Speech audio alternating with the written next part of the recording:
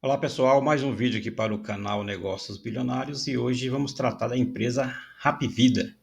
Ela que é uma holding, né, que fez aí várias incorporações, fusões nos últimos 2 anos, né, aquisições que ela realizou também nesse ano de 2023.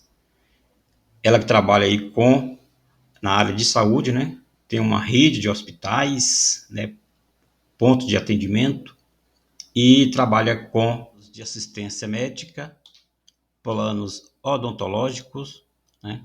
E tem aqui hospitais no Distrito Federal e em 18 estados aqui do país.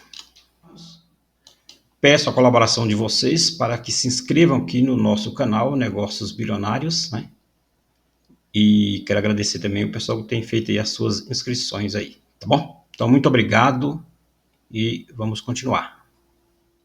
Então, olhando aqui a composição acionária da empresa, né? A Hapvida, ela é composta aqui, né? Os seus acionistas,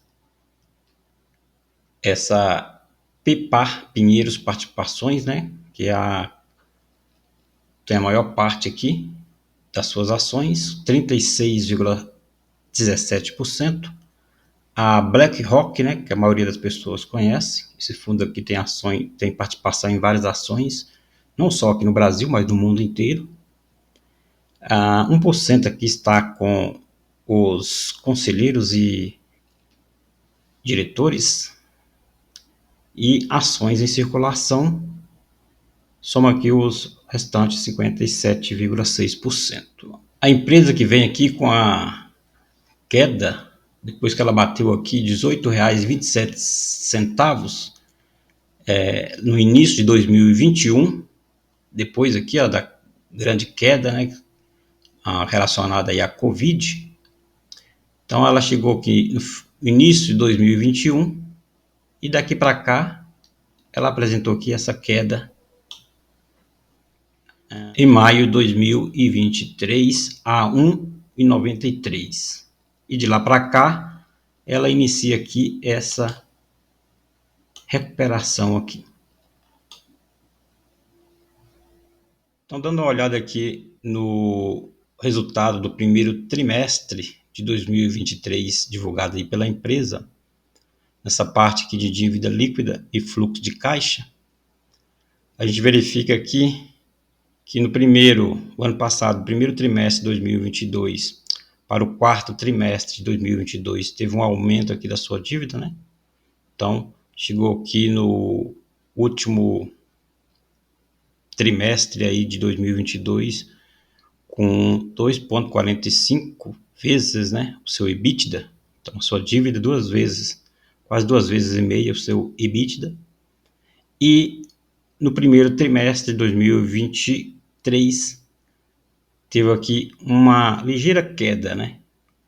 Batendo aqui a 2,32 o seu EBITDA. Essa dívida, então, ela se deve aqui a empréstimos e debêntures, né? Totalizando aqui no primeiro trimestre de 2023, 11 bilhões 830 milhões de reais. Parcela retida de empresas adquiridas, né? Então, a fruta aí do seu investimento, né? Então, ela tem aqui 1 bilhão 147 milhões e instrumentos financeiros derivativos, que são aqui 68,5 milhões de reais, o que produziu aqui uma dívida bruta de 13 bilhões, subtraindo aqui o caixa que ela tem, né? Ou que ela tinha, 5 bilhões e meio, essa dívida caiu para 7,48 bilhões. E aí a dívida líquida versus EBITDA ficou em 2,32. A sua receita líquida aqui, então, no primeiro trimestre, né, teve aqui um ligeiro aumento, né, 3,4% em relação ao quarto trimestre de 2022. e de 12,8% em relação ao primeiro trimestre de 2022. Então, houve aí um aumento aí na sua receita líquida, né? O lucro bruto da empresa em relação ao quarto trimestre de 2022 teve aqui um aumento de 11,6%. E em relação ao primeiro trimestre de 2022, teve um aumento aqui de 36,4%. Então, mostra aí uma melhora, apesar da dívida da empresa. O lucro, prejuízo líquido, né? Ou seja, o lucro líquido, que na verdade é o prejuízo da empresa, né? Então, ela teve aqui um prejuízo no primeiro trimestre de 2023 de 341,6 milhões, um aumento em relação ao quarto trimestre de 2022 de 7,9%. E em relação ao primeiro trimestre de 2023, um aumento aí de 25,4%. O lucro líquido ajustado ficou em 33,1 milhões e, se comparando aqui ao quarto trimestre de 2022, uma queda significativa, né? Aqui uma queda de 79,5%, uma vez que o lucro líquido ajustado lá foi de 161,4. E em relação ao primeiro trimestre de 2023, foi uma queda aqui de 6,3. O EBITDA ajustado aumentou aqui 6% em relação ao quarto trimestre e de 63,5% em relação ao primeiro trimestre de 2022. Então, esse cenário apresentado aí pela empresa, né, de endividamento, né, parte desse endividamento se deu também pelas aquisições que a empresa realizou, né? E por isso a empresa nesse período também diluiu os seus acionistas, né? Esse ano mesmo, no início de 2023, ela fez ali um follow-on, onde ela emitiu mais ações. E tem também as notícias, né? Como essa, que saiu agora no dia 9/6, né? Que a justiça determina que a Hapvida paga aí dívida de 700 milhões em ressarcimento ao SUS. Mas aqui também a gente verifica lá naquele resultado do primeiro trimestre que está lá provisionado. Por exemplo, aqui, ó, provisões SUS. Então, são depósitos, né, que a Hapvida faz, é um tipo de determinação. Todo esse cenário prejudicou a empresa, né, depois, lá no início de 2021, e agora ela tenta fazer aqui essa recuperação. Né? Olhando aqui a divulgação aqui da Genial em 2023, né? Eles colocam aqui que a empresa, né, acendeu aí uma lanterna no fim do túnel, né, quando ela apresenta aí alguns pontos positivos. Então agora é aguardar aí e olhar, né, dentro da nossa estratégia, se a empresa cabe ou não aí no nosso portfólio. Mas pensando aí sobre a ótica da valorização, né?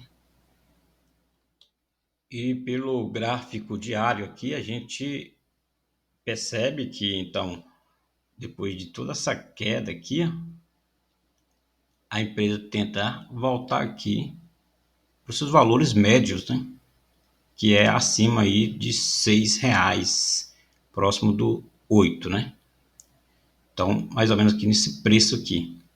Sendo que a empresa já chegou a R$18,27. Ela tem aqui um patrimônio robusto, né? 48.455 milhões de reais.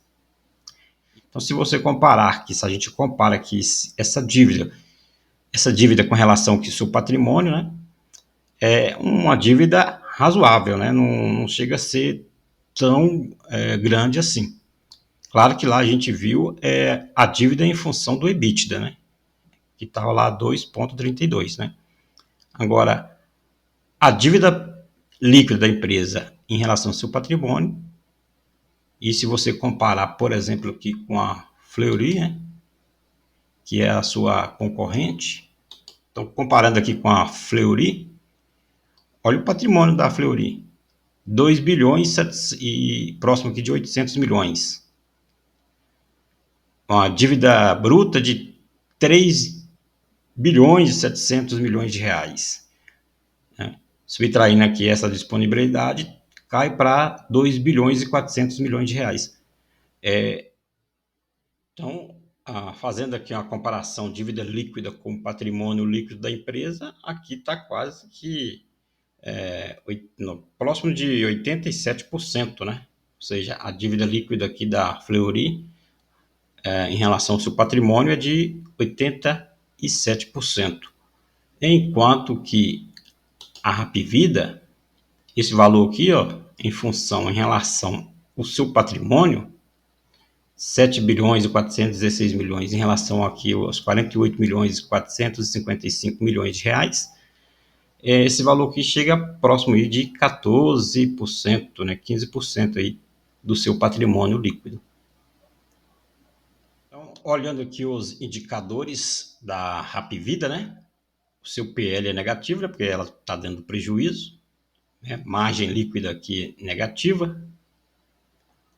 Agora, o seu PVP, que é o preço sobre o valor patrimonial, como a gente viu, está 0,66, né? Então tem um desconto aqui, apesar do prejuízo que ela vem dando aí desde 2021. O último pregão aí, a ação fechou em R$ 4,24. Ela está aqui com uma desvalorização nos últimos 12 meses de 24,69% e uma alta no mês de 3,41%.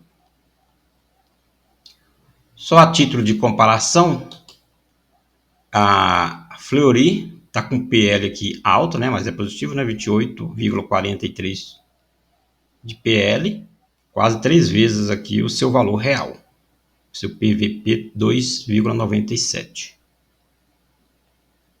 A margem líquida dela aqui está 6,32. Com isso, pessoal, a gente vai fechando aqui o vídeo, mas pensando da seguinte forma, né? Nós aqui do canal, a Hapvida é o quê? É uma empresa para valorização, né? Então, pegar um pouco dessa valorização devido a essa queda, né? Já há 2 anos aí em queda. Então, agora em 2023, quem sabe aí com a queda dos juros, né? A siniestralidade dessa empresa caia, né? E isso acaba influenciando aí na valorização das suas ações e ela possa voltar aí para os seus preços médios, né? De 7, 8 reais e quem sabe, né? Aproximar ou chegar lá na sua máxima de 2021 a 18 reais, tá bom?